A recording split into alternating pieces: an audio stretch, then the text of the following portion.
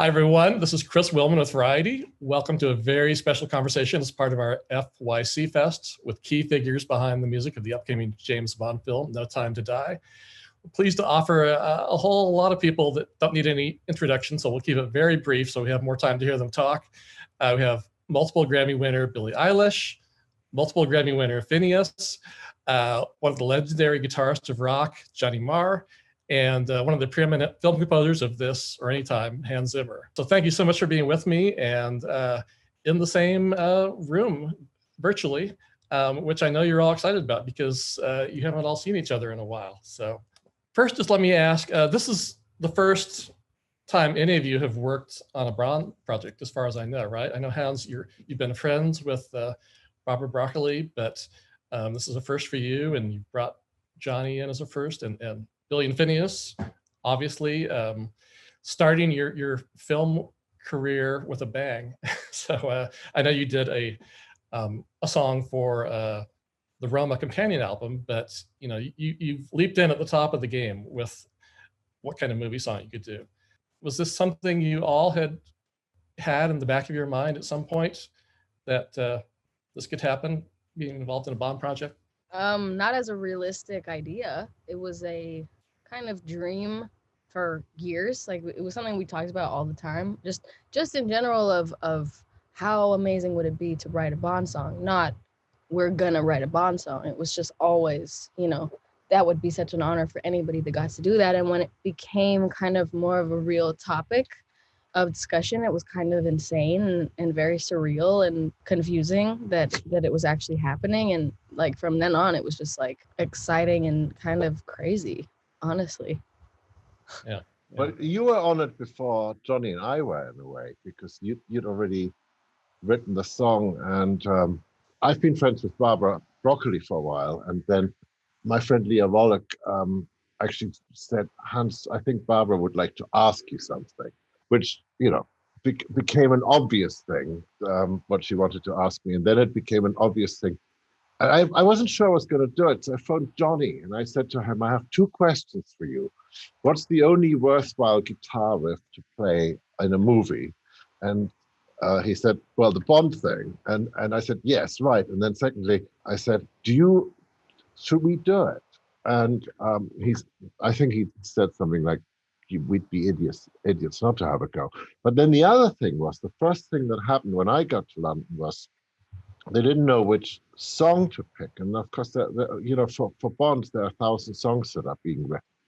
So by the time when I pretty quickly heard Billie and Finneas' song, and it was quite obvious that there was only one song that they could possibly pick that had class, charm, integrity, musicality, beauty, was different, was new, didn't try to do the old thing. But would you like me to carry on? I can carry on why I loved the song. And I was really bullish about it, and people were, a Bond song is an important thing. It's like, it carries a lot of weight with it. I mean, to even, it's like somehow lives seem to depend on that you pick the right one, And so I was very bullish, and there was a little bit of sort of hesitation going on from certain parts of the camp. Not Barbara, but so I said, look, guys, it's really simple. You need to get them on a plane. You need to get them to come over. You need to get them to see the movie because they're working in the dark. And so the way I remember it, and my memory might be flawed, but it was like, I said it, you were on a plane, you were sitting there, you were watching the movie, we got to work. Yeah, Hans summoned us. Yeah. Yeah, I was like, what are you doing tonight? Well, I shortly after I started working on the movie, right? I mean, just within days, I started in London with Hans. Pretty much the night I got there to start, Hans told me that Billie and Finneas had written the song. And the weirdest thing was that, and Hans probably remember this, I was like, oh yeah, I see that. Absolutely. Weirdly, I hadn't heard the song yet. I heard the song a couple of hours later, I think. We were waiting for a mix of it or something. But the idea of it, of Billie singing the song, I was like, oh yeah, great. I thought it just made sense to me, the sound. And even though I suppose you could look at it from a certain point of view and go, it's kind of unexpected as a sound, because Billie and Finneas' sound is so distinctive and not bombastic. Its power, the tension in it, in the slow songs, comes from what isn't in there, and the performance. I remember saying, Hans, if you remember, Hans, I was like, that's a really great idea, before I even heard the song. No, And then, of course, I was really interested to hear how the song turned out. As a fan of Bond, growing up as a British boy during the 70s, and Bond movies, where, you know, some have been great, some songs haven't been great, I was really excited about it. And when I heard this, and I thought it was a brave move, really, because I thought it was a good move for the movie, and I knew it would be great. And then it was just all a matter of keeping the integrity of the sound, really, and not losing your nerve, making it radical. It fit in with the ideas that I had, and Steve Mazzaro had, and you know, and Barbara, and all of us really had. Carrie had. I just want to remind people that this. Yeah, that was me. I know. That was my beep going off. I'm sorry. It's so fine. It's incredibly elegantly crafted. It's absolutely beautiful. It gets right under your skin. And I don't know when the last time Bond had a #1 song before the movie came out. And then, of course, it all went, you know, now I'm going forward and COVID and everything. But we had I think I can speak for Johnny and me. You know, you can ask them. You can ask Billie and Finneas. But we loved working with them on their song, and we try to honor their vision, because their vision was so right. You know, it was absolutely. It wasn't like it was modern or anything like this or tricky. It was just timeless. It was just a good song that fit into this with a great performance. I think the obvious thing as musicians, all of us knew before we sort of within 5 minutes of meeting each other, we all kind of knew that if we did the obvious, and even though we've got Hans there who's a master orchestrator, and you just piled loads of bombast on, you would lose the thing that made it totally cool and unique to Billie and Finneas anyway. That made it distinctive, I think. Do you know, for me, I'm a big fan of the Bond stuff I like. I really like You Only Live Twice, which was a Nancy Sinatra singing it. And then, as I say, you know, as a boy growing up in the 70s, I think the first time I ever went to the cinema, I saw Live and Let Die. I was about 10 or whatever. Yeah. But there's been some, you know, so there's been some really cool tracks, and I'm a big John Barry fan. You know, with my own shows, I used to go on stage to a John Barry track and all of that. I'm a fan. But when they're really good, those songs, the ones I like, they're really evocative. That's the thing, you know, you can attach all these words to it, dramatic or intense or mysterious, but I think evocative is the word, really. And I think No Time to Die, I think the song does that before it added anything on it. So we kind of all knew, like, if you just start piling tons of stuff on, but the process was you had to try stuff out. You know, I remember sitting behind Hans going, wow, Hans is going to put some French horns on it. And then I want, you know, this stuff that I love, Hans and I have worked together a lot, that I love hearing him do, you know, and just exploring, really. And it wasn't like something that was labored on for weeks and weeks. The writing process might have been different, but it's such an elegant song. You get my point. It could have been really easy to just screw it up by being over the top, you know. Actually, let me ask this, because I never asked the two of you this. So who came up with the very first chord virtually? It was multiple tries and kind of fails at first, because it was so much pressure just from ourselves to ourselves, because we Absolutely. We wanted to, you know, we wanted to make a good song. And so it was many attempts and just nothing that stuck. And then we kind of had to just shut up for a second. And we were on tour in, I think, Texas, and we were like, let's just stop trying so hard. And I was like doing a meet and greet before a show, and Finneas came and he was like, I think I figured it out. And we had this like little studio set up in our green room, and he just had this da, da, da, da, da, da, which is just Yes, immediately absolutely. made Instantly sense. haunting. You know what I mean? So that was all Finneas. That first, and that right there, you know, when you get that first thing that gets you, it's so much easier to go on. You know, it's really the hard part is the beginning and kind of figuring out what you're gonna do, and then when it gets easier is when you feel that and you're like, okay, I understand, and then it kind of takes you on your own. You know, it writes itself. We had all of the melodies of this song before we had any lyric, I think, which is very atypical for us. We usually write melody and lyric in tandem. And I think because of the nature of the sort of bondness of the song, or what we wanted the song to have, that we knew that the melodies had to be very precise, very exact, and very evocative. And so we came up with the melodies together and then wrote like sort of every lyric together, but to fit the melody is my memory. Is that accurate? Yeah.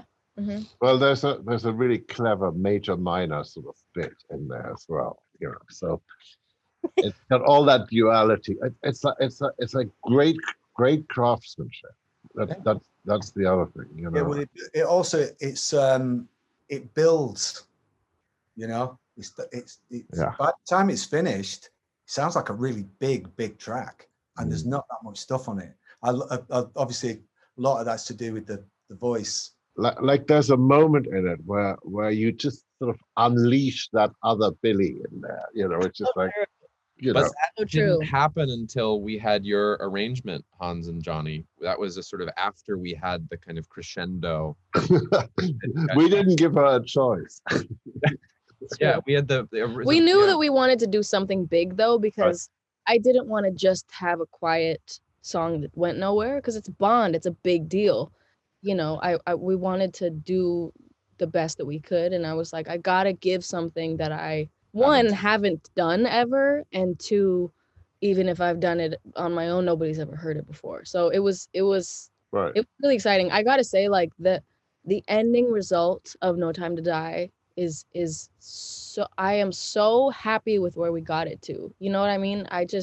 There was so many. I mean, we tried stuff out. Remember in London, we did all sorts of shit, and like it was so nice to hear different things to make you more sure of what actually sounded good.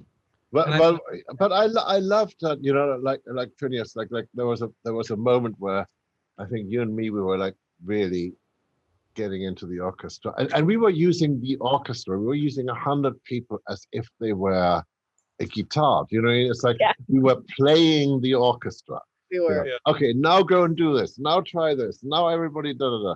And then at one point, you just because you were listening, and at one point you just went, okay, I like this, I hate this, I like this, I hate this, and all of us, including Steve Lipson, who was our brilliant, you know, I mean, look, he produced all the Annie Lennox album. He you know, he did Slave to the Rhythm with Grace Jones. He did Jeff Beck. He did everything. I mean, he worked with the Beatles. I think he did.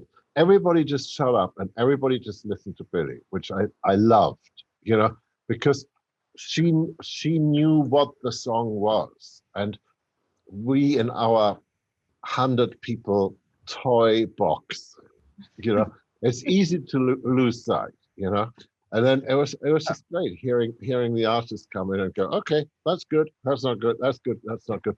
And I think that there's something else which is very important, that I think Johnny, Finneas, and Billie have a very similar aesthetic, you know, and I'm not even sure how aware of it you three are, you know. Just each note needs to have commitment, and it should only be that note and no other note, and don't ruin it by putting a lot of other crap around it. And how did you decide when to bring the orchestration in? Because I think that's one of the things that's interesting about the song is maybe with a Bond theme, you're expecting the full John Barry right at the start of the song. And then with Billie's song, it's like, oh, this is not going where I thought it was going. And then it does deliver all of that sort of intensity eventually. There are three orchestral arrangements. There's a Matt Dunkley, there's Hans, and then there is the merging Matt and Hans. And then there is really Finneas going, okay, this bit goes here, Chuck this bit. He really ended up being the producer of and what that means is ultimately it's his. It became his. You know, so much of it was about his taste and him taking on that responsibility. It is a responsibility. Yeah, well, but it's throw away. They were so a lot of good. books. Every note of your arrangement and of Dunkley's arrangement were so good that I think, like, I remember Billie and I got given the sort of all of the raw wave files of everything, and we looked through everything and found all of our favorite parts, and then took out a lot and kept it very low in the mix. And I remember sending you back a version where probably a third of it remained, and I remember thinking when I sent it, like, this might really piss Hans off, and you were like, sounds great. And I was so surprised and excited that you felt that way. But every part was so good. Yeah, listen, Finneas, really, if there's anybody we should be pissed off about, it's Johnny. Because as always, he gets the last word. You know, like we go through the whole track, and then what's it end with? Ring. There's, you know, the last word freak. That's all I'm about. I'm happy. I'm happy. So I thought it would have been weird with the overall sound. It was a balancing act. You know, I mean, I don't know whether I'll say it for you guys. I thought it should sound like one of Billie's records anyway. Yeah, absolutely. I did. I thought I kind of got the feeling. That's what I liked about it. Yeah, I kind of got a feeling that would be a good idea. And if the song worked, and we had to try a load of stuff, and you know, we all know the score. We're like, you're trying to find great stuff. So you pile the stuff on and you find the good stuff. And we knew really early on, as soon as it started getting loud, it's not as cool.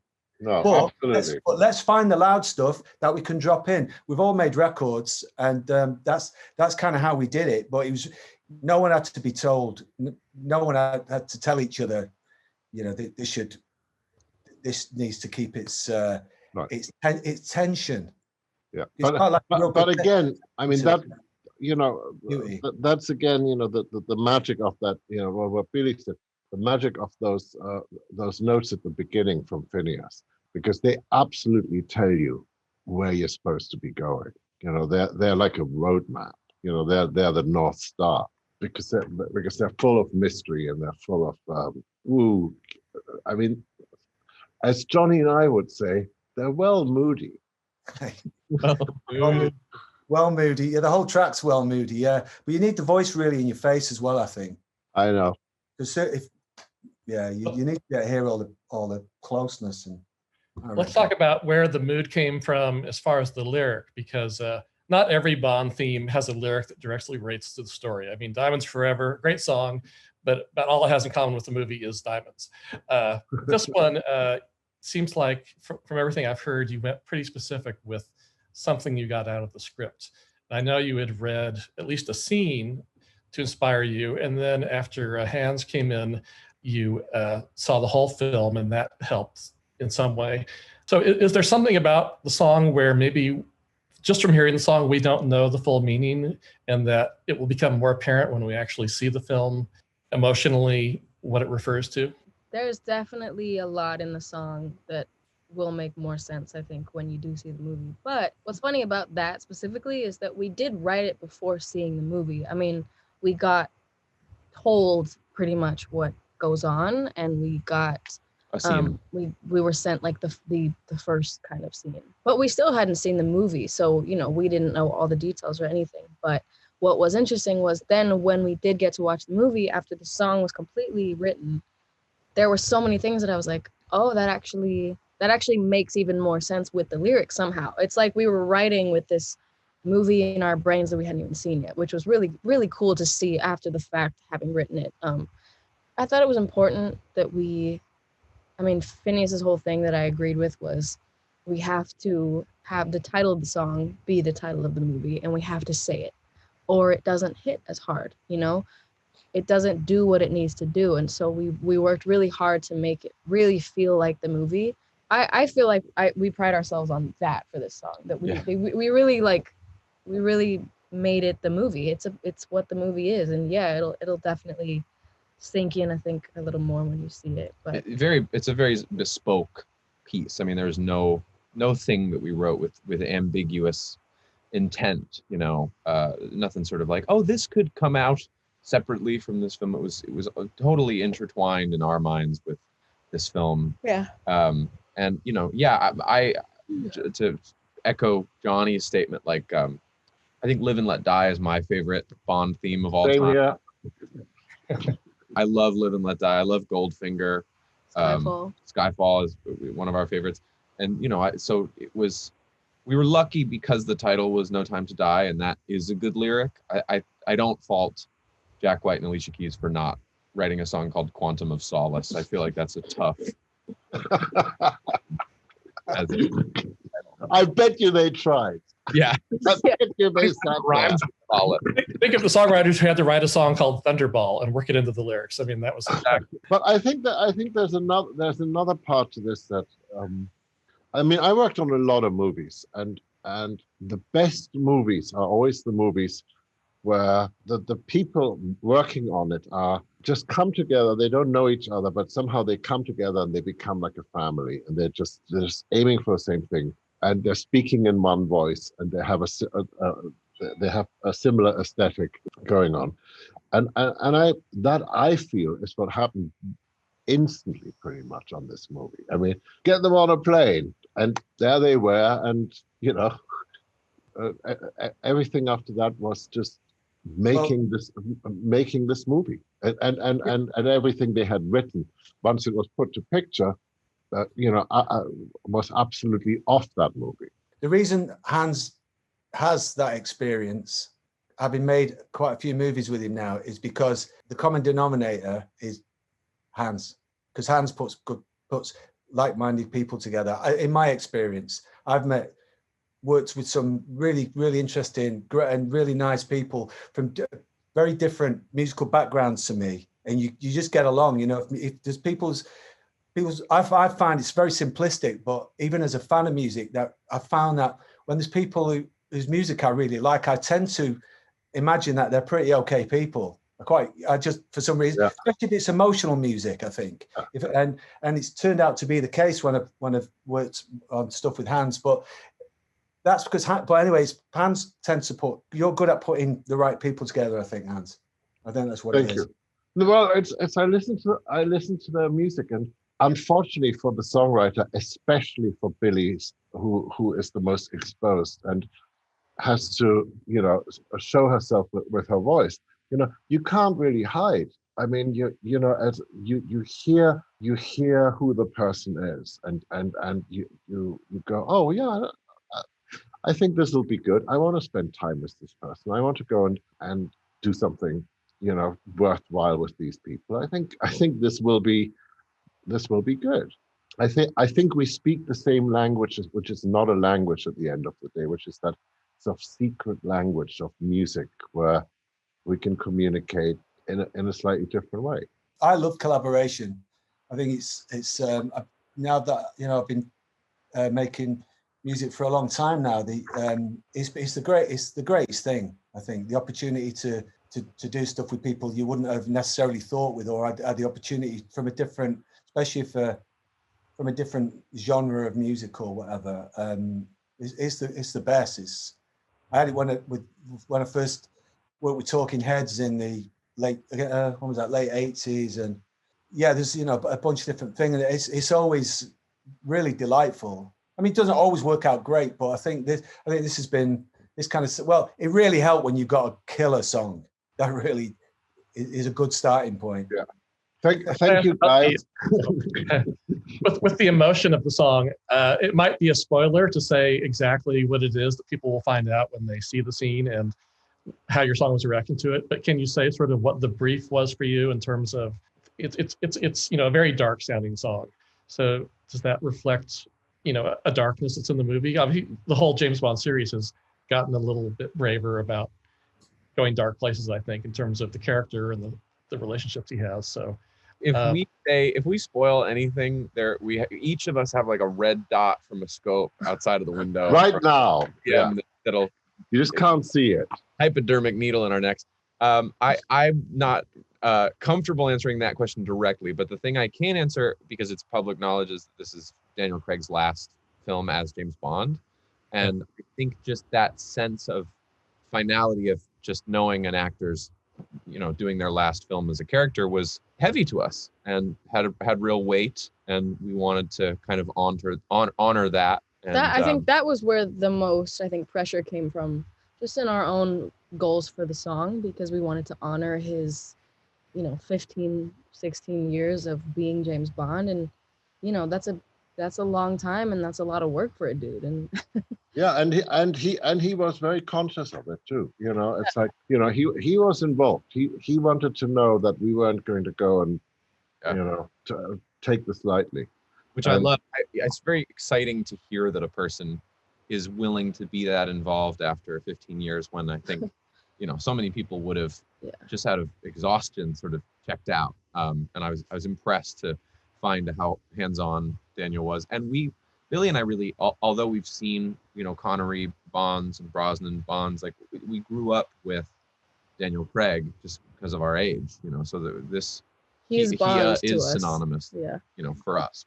Also, I think I probably speak for all of us, but the director, Cary, he really knows his stuff. I think he's great. That really helps when the director's also brave and wants it to be radical. He wasn't kind of going, hey, we need, like, it's got to come out of the traps. Like, he was just cool. He's, and he had a lot riding on it. And like all directors, Hans will know much more about this stuff than me. But, he'd been in there, he was in the trenches, and he was doing long days, long weeks, and he was under a lot of pressure, and you wouldn't have thought so. He was dead. He's really cool.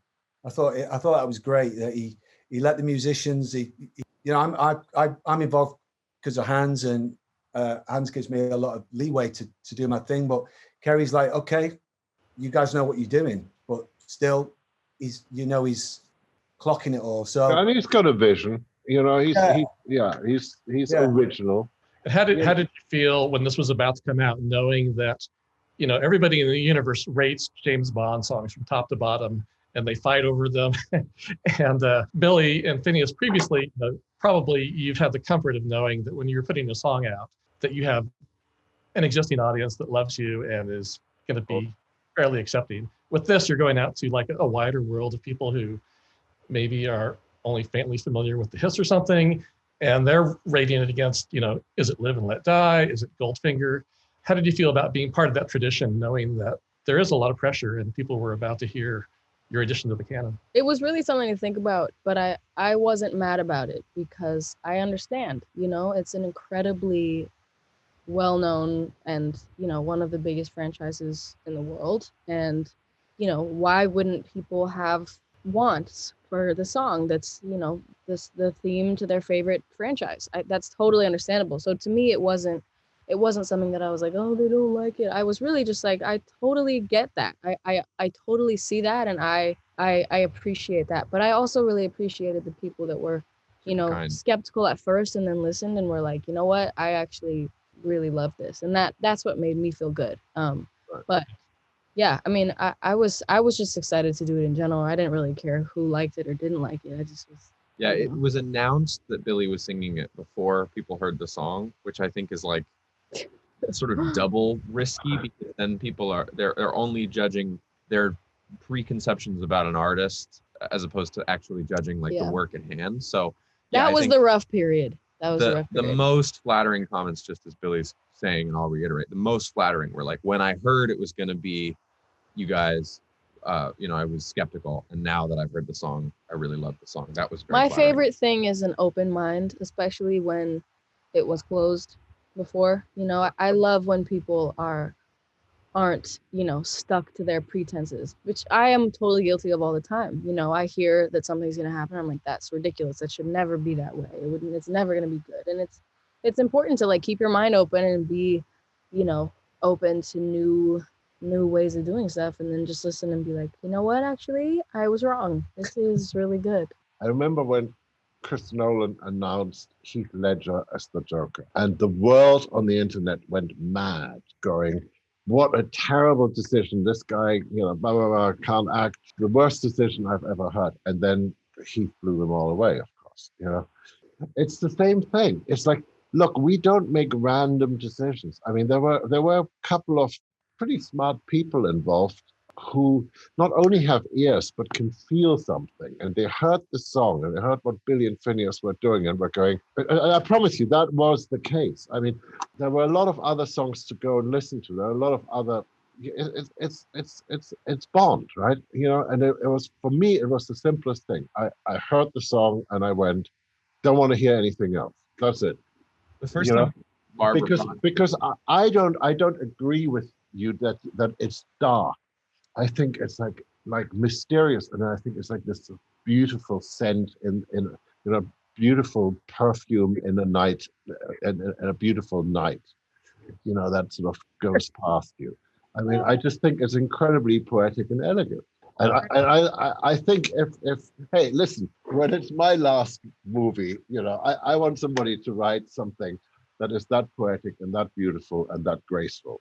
I think just looking at the internet, I felt like the Bond faithful were kind of the most surprisingly accepting of it all, because they were eager for something that went a little bit off the beaten track and that really reflected the way the Bond series has gone under Daniel Craig. And so I was shocked. I saw no negative reaction at all. It was, and I think people were surprised that they loved it so much, who were not your fans. And but wait, you have to remember one thing. As an artist, and Billie and Finneas were the artists. I mean, Johnny knows this. I know this. You only hear about the doubters, the naysayers, and the bad reviews, right? I mean, can you remember a single good review in your life? But I can remember like a stack load of bad stuff.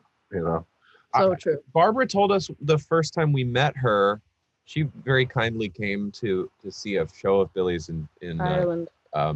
Ireland. Dublin. It's called Electric Picnic, right? Yeah. Outside of Dublin, like an hour or two outside of Dublin.